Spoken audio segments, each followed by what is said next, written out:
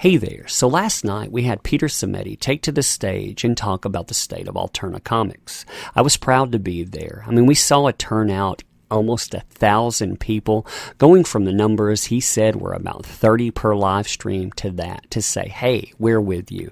He also has had so many sales within the last few days that he can't keep up. I say we should try that and still make more sales, push it and see exactly where the line is, because he's about at 10,000. I say if we push it to 20,000, let's see exactly what transpires. Now, it was interesting to hear him talk. Hear him say where he was from within comic books, where he wants to go, and what exactly transpired. Remember, too, that this has taken a toll not only because people have gone out there and they've tried to misrepresent him, but people he thought were friends turned on him. If you look at his own label, you had Lilith Dark, you had Metaphase, Croak, Sonatus, Amazing Age, Samurai Grandpa, which hasn't come out, and another Enforcer book that hasn't come out either. All of these came out to deride and derail this guy because in some way, apparently, he's either alt-right, a supporter of the alt-right, or a supporter or a white supremacist.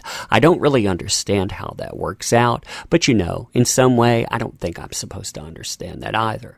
Now, within this stuff, too, we've seen hit pieces and on. We'll cover this in a little bit, but it showcases exactly what he's been up against. But then again, we see exactly how framing is versus the reality of something. So you want to know how this stuff started? Well, let's go back. Let's actually look at it. Here's him. He actually decided to, oh my God, thank customers. You can see him do that here. See 2 thank yous, and within this, when he thanks somebody, Jennifer de Guzman couldn't stand that idea. She couldn't stand the idea that that person out there would support any consumer. She makes that known, too. Here are examples beside these, but I've blocked most of the people. They QT at ALTERNA Comics. Are you cool with Comicsgate or what? Just what's your problem? Oh, well, I'm not going to answer such an obviously disingenuous question.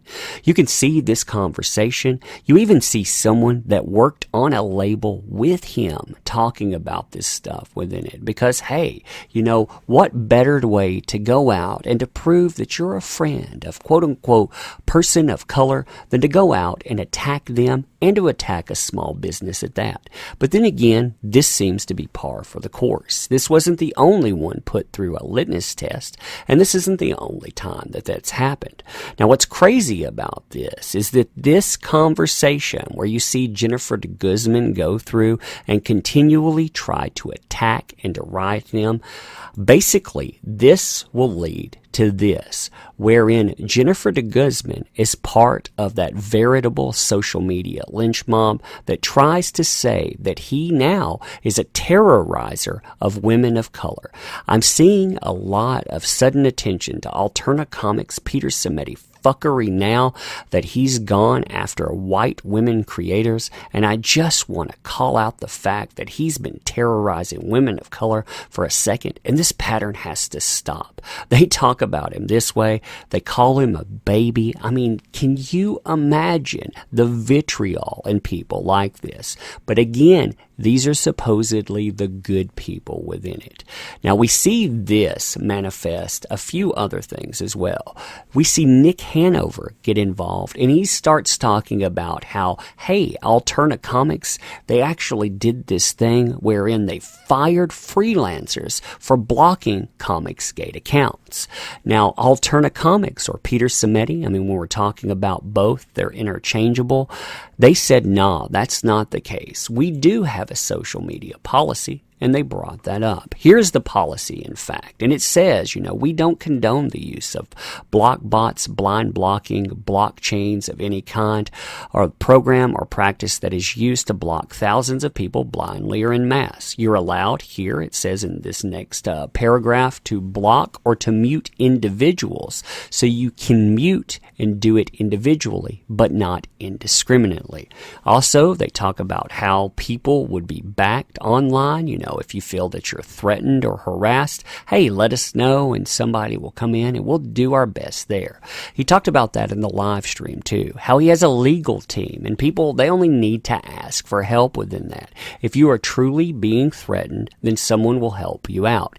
He also talked about how in this day and age, many people want to conflate criticism with being threatened. And that is a problem too. People actually looking at what is threatening. But he said if someone would tag him in and he had never had that transpire, well, that would be that. He also said that this was not a new policy, like people were trying to claim. It's a brand new policy no one had ever heard of. He said he had released that months ago, and when he had released that, people were actually thankful. But now, well, you can see the dog pile. It starts.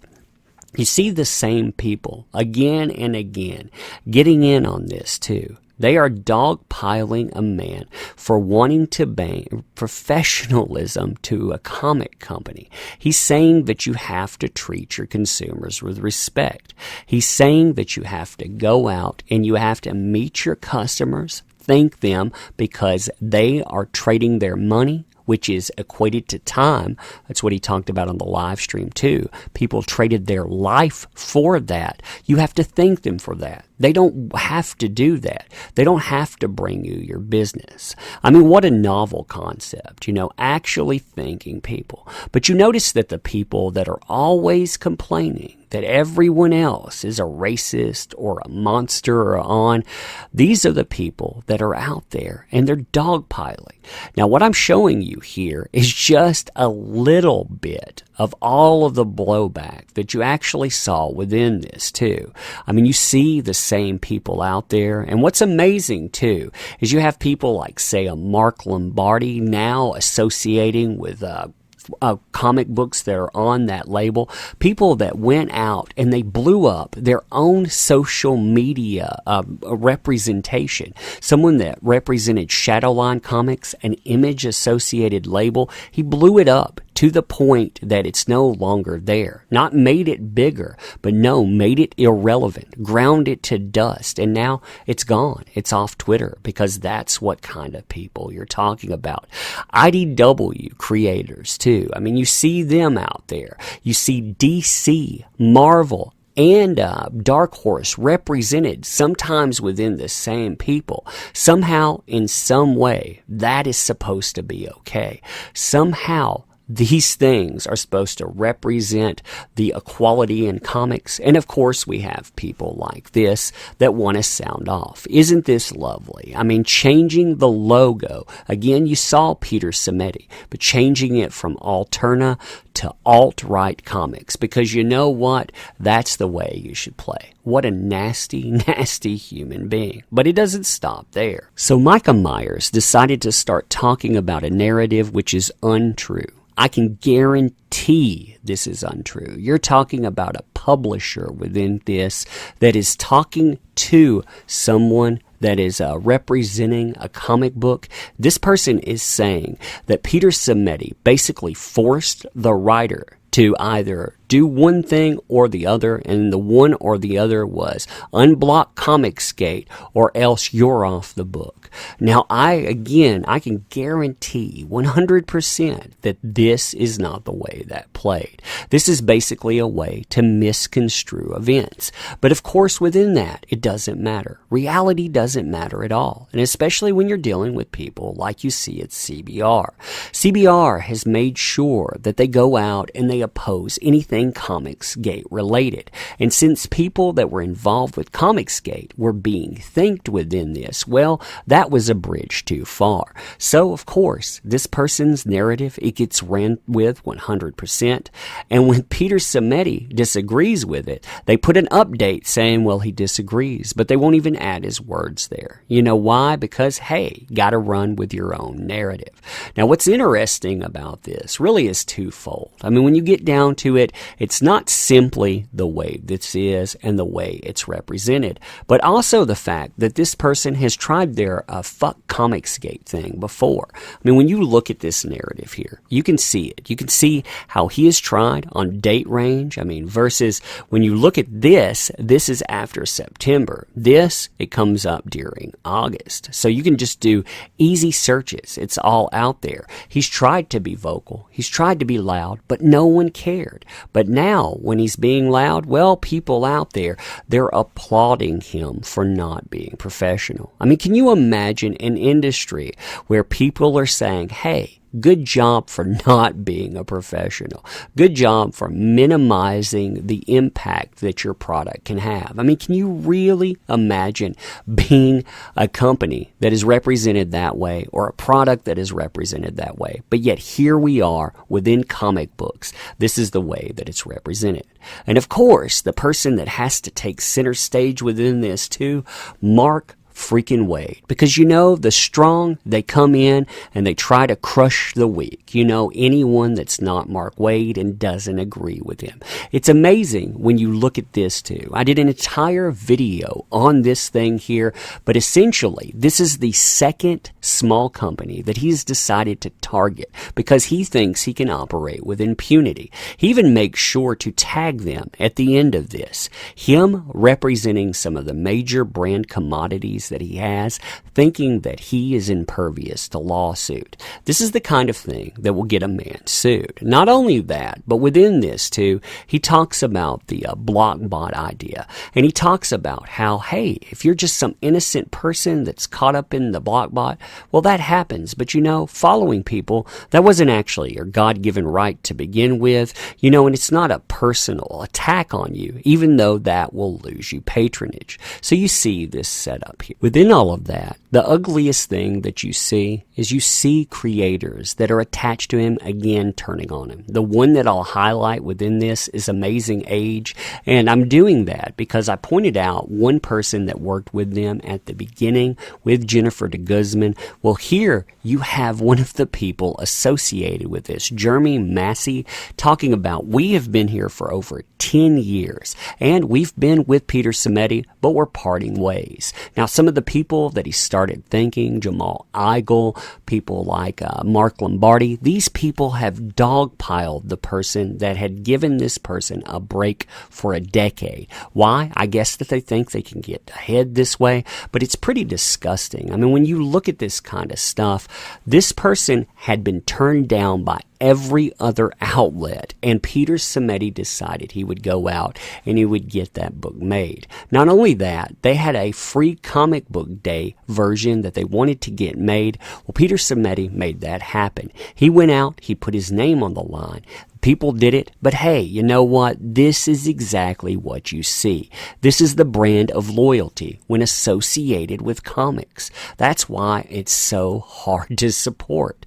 I mean, again and again, you see all of these places out there not only turning their backs, but going out of their way to cast aspersions on Peter Simeti because he decided that he would go out and he would say, hey, I'm going to support consumers. We could go through pictures of this all day long too. We could make this thing hours long. But at the end of the day, it shows you exactly where comic books is. Everybody out there talking about buzzwords and whatnot, those people, they're simply a lynch mob with buzzwords in tow. They take something, they find it, they utilize it as a bludgeon, and they'll go with anyone that won't walk lockstep. Now, I'm hoping what happened within this, I'm hoping that the labels that left, that they felt intimidated in some way. But even then, those that came out and made some kind of a public statement, it really showcases who and what you are. When a guy goes out and does 30 signings with you during something, puts his name on the line, talks to consumers, goes out, and you pretend to be okay with consumers too, but somehow in some way, something changes along the line, and you say, oh, I can't be associated. Well, that's a amazing. Peter Samedi, for myself, I asked multiple places for something to help with charity. I wanted to deliver books to a hospital. I wanted to be able to give them to kids. Peter Samedi actually allowed me to do that. And I took some of the books from people that you heard that had left and others. I took them to a children's hospital and I gave them to people there.